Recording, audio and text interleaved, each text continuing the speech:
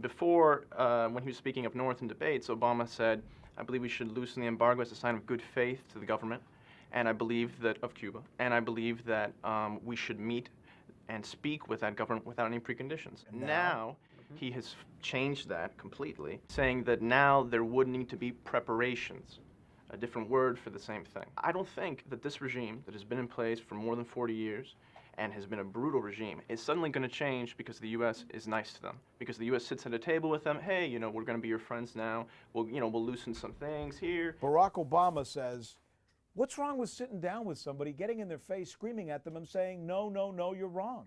That's not being nice to them. I don't think it's bad to have communication. Obviously, communication is the way to a healthy relationship, and if that's what we want between Cuba and the U.S. eventually, then that's what we should work towards. But before we get to that point, I just think that we need to have some principles established first. So you say do not talk to your enemies. Not your enemies, but don't talk to a government that's illegitimate. Illegitimate, why? Because it's tyrannical and it oppresses its own people. For 50 years we've been trying this and it hasn't worked. Why continue the same policy? I don't believe in continuing the same policy. I believe in strengthening the policy so that it includes a proactive element that will support dissidents. What's a proactive element? Some kind of funding for dissidents, opening up ways to deal with dissidents on the island, and peaceful change. You like John McCain's Cuba policy? I do, yeah. It sounds a lot like the Cuba policy that we had with Ronald Reagan It's and similar. that we have with George Bush. It's similar, but at least on his website, and he said in person that he would be in favor of supporting dissidents on the island and change on the island through dissidents. I like that stance. Obama does not want to loosen the embargo. He just wants free travel for family. He wants families to be allowed to give money to their family to help dissidents And there as well. Visit. And families can visit. But that's right. a change in policy. And his Well, words were but as he a sign doesn't of good say faith. Go ahead. You need to distinguish between the trade embargo and restrictions placed on travel and remittances, Right. okay? Because they're two very separate things. The trade embargo is a nonviolent gesture. It's a nonviolent tool to keep Cuba at bay. Now, these travel restrictions were put on and these remittance restrictions were put on to not strengthen the regime.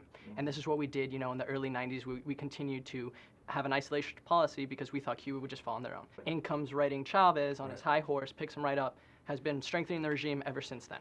Okay, so at this point, any increase in remittances, any travel that we allow for Cuban-Americans to go over there, the amount of strength that it's going to bring to the regime is nothing compared to what Chavez is doing already. So you're saying we shouldn't soften at all? No. You say we should stay the hard line? I think we should stay the hard line, but we need to make that distinction between changing the trade embargo, which I would think we should stay the hard line, and make the changes on the travel and remittance. But it's been 50-some years now. And that's just the thing. That's why it hasn't been any sort of interventionist policy, because we just kind of assume that communism's just going to fall on its face by itself. Has the policy worked? No. It hasn't worked. So why continue a policy that doesn't work, many would ask.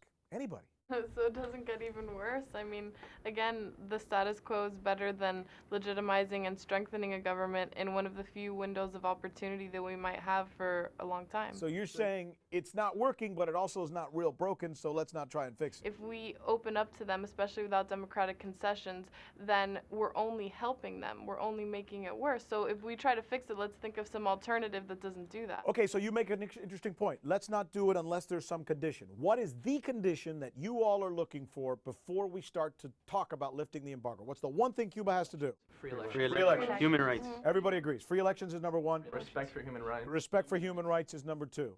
Well, I mean, they're kind of equal. Like, I think human rights is a pretty big thing, too.